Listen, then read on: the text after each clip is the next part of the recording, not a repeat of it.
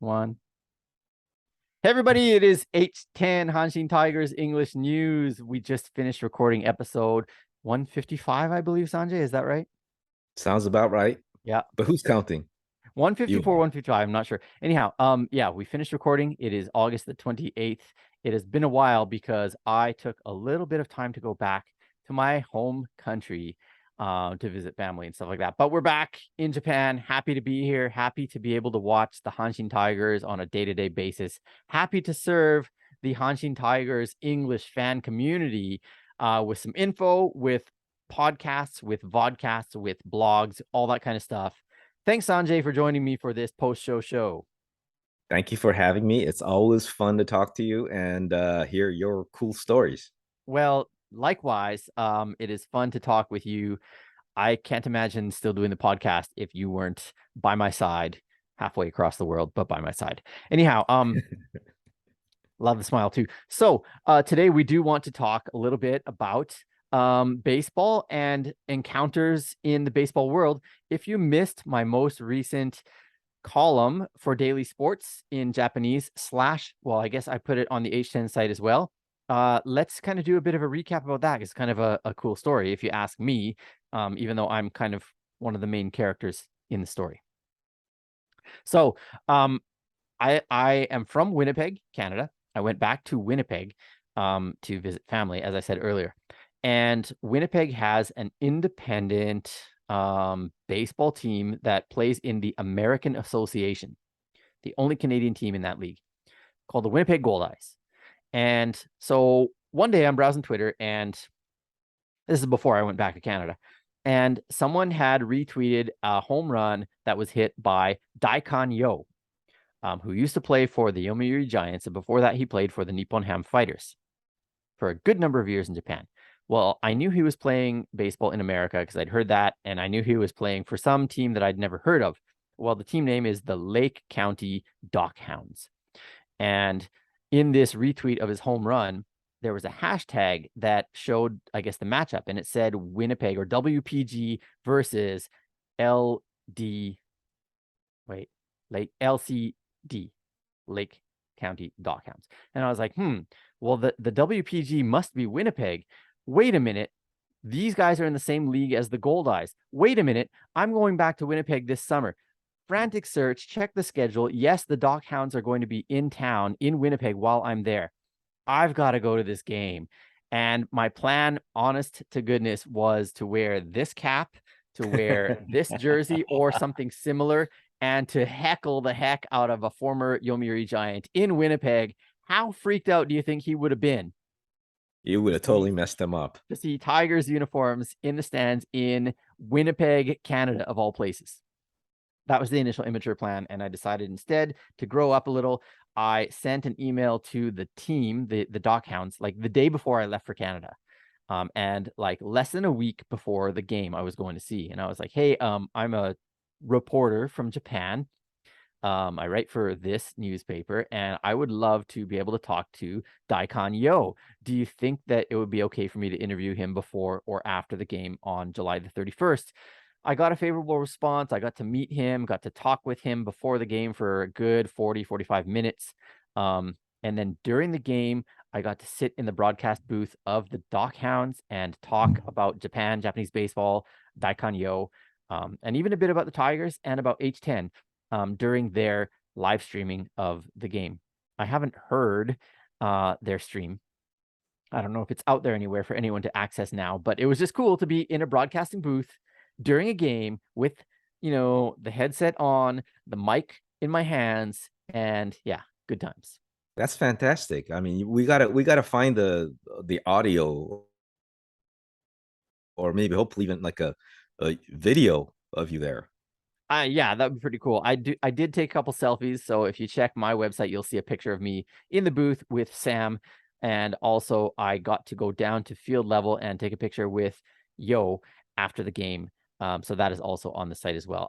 By the way, Yo is a wonderful guy, super nice, Taiwanese actually. So his story is that he didn't speak a lick of Japanese until he came to Japan in his high school days. And it was a yaku ryugaku. So he was studying abroad not Japanese, but baseball, and ended up going pro. So anyhow, cool story. Love talking to him. That was my encounter with baseball while in Canada. But I'm also interested in your stories, and you told me that you had a visit from a certain somebody recently. Why don't you tell us a little bit about that? Sure. So you may recall that I was born and raised in Kobe. And so, until I went off to college, I was always there. And among other things, um, met a certain Marty Keenert, who people watching this might know as the first GM for the Rakuten Eagles when they were founded. He was the first non-Japanese GM in Nippon professional baseball.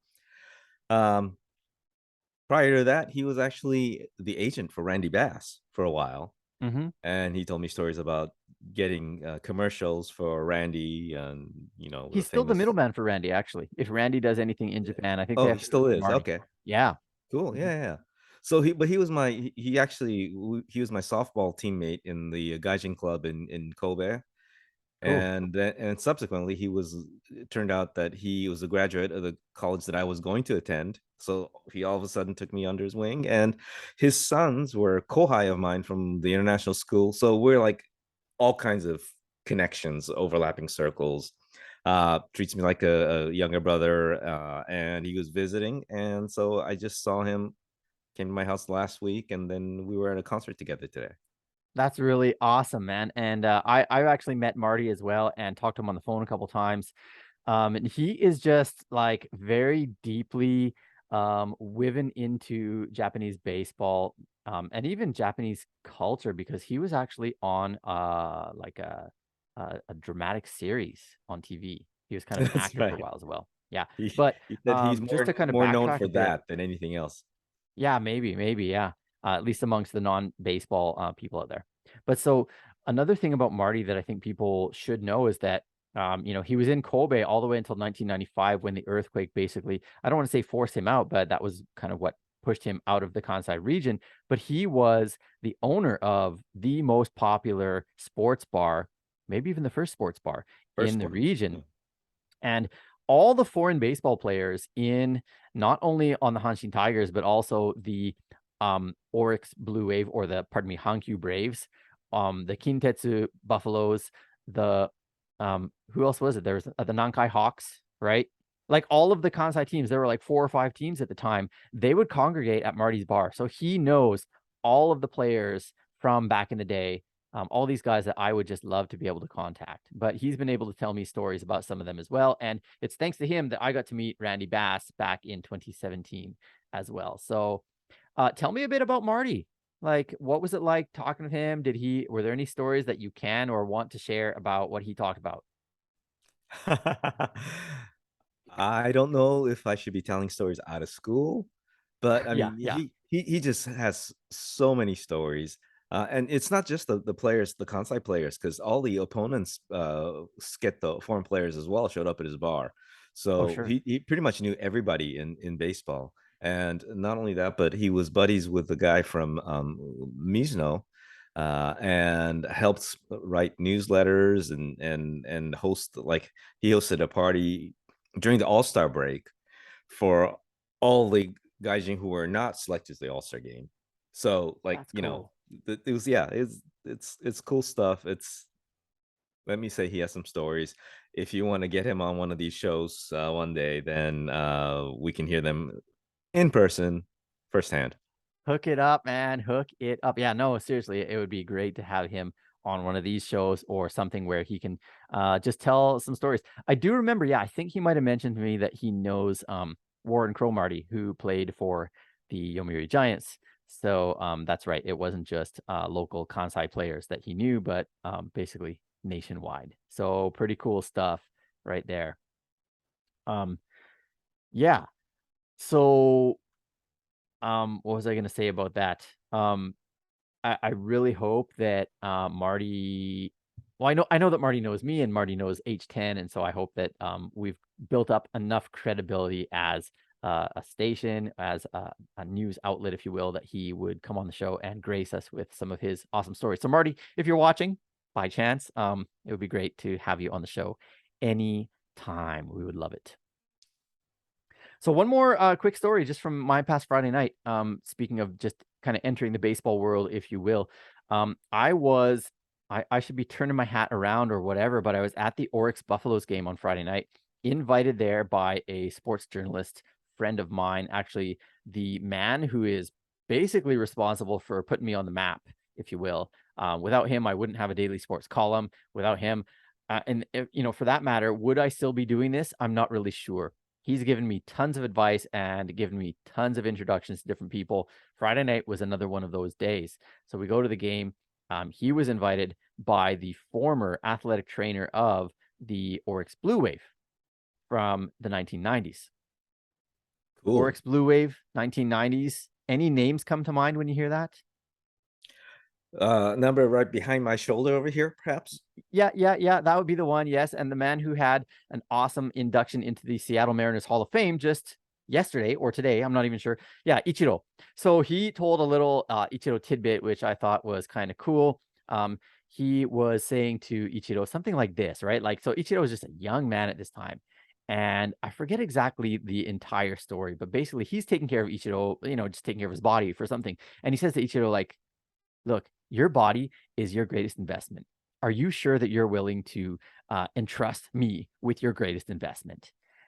You need to make sure that you know that you can trust the people that are going to be taking care of your body, because in the end, you're the one that has to answer to what happens. Like if they end up helping your career or harming your career, it's on you in the end. So I just thought that was interesting that he said that from then, Ichiro really started to think more deeply about stuff like that. Pretty That's cool. pretty cool. That's really Yeah. cool, actually. Yeah. But the other thing, so this blew me away, man. I get there, and I guess Yamamoto-san, my friend who has introduced me to all sorts of people, he told me, he's like, hey, give this guy your business card. So okay, yeah. So I give the business card to him. He looks at it and he goes, I'm gonna do something with this. Like, meaning like I'm gonna make something happen with this, right? And then Yamamoto-san says to me, he's like, yeah, he's been waiting to meet you. He's been wanting to meet you for a while now. What? Really? How cool is that? Yeah, no way, man. So anyway, so afterwards, he also tells me, he's like, hey, this isn't gonna be our only time doing this. Like, we can do this again and again. So we swapped line. And then he also said, do you know Fukumoto-san from Nekketsu Taigasto and former stolen base champion? Well, former, like he is the stolen base king. Well, do I know him personally? No, I know of him, of course. Right. Yes. Right. So he's like, yeah, me and him, we're buddies. I'll take you to his I think he's got a restaurant, right? He's like, I'll take you to his restaurant. He's really, really jovial and friendly there. So Nice. there's another possible T-Ray connection right in there with Fukumoto-san, whom I've met before, but it was just at a spring training and we just took a picture. Anyhow, the day went on. I met the current Buffalo's trainers eventually at some point during the night. One of them has already sent me an email and said, hey, I used to be the trainer for the Hanshin Tigers as well. So ask me anything. Hello. I will ask you anything, my man. And we're going to get some good story down for H10 and for you fine folk. That's awesome. That's outstanding. Yeah. So all of this probably comes from me having an open enough mind to consider being an Oryx Buffaloes fan as well. And despite the fact that they lost the game, I am a Buffaloes fan for life now, let me tell you. So appreciate Yamamoto-san for hooking it up. Appreciate Matsumoto-san, who was the trainer for Ichiro and other Oryx players. So the team may have lost that game, but you and H10 have won. Yes. And well, they've won because they've got me on board. There you I go. hope they can call that a win. We'll see. We'll see. Anyhow, this has been H10 Hanshin Tigers English News. Sanjay over here. There we go. There's my thumb. And me, T-Ray. Thank you for joining us. Please join us again anytime. Subscribe to this channel. Subscribe to our podcast on Spotify or Apple Podcasts or Google Podcasts, wherever you listen to this stuff. Get us in your ears. We love you. Have a good one, everybody. Go Hanshin Tigers.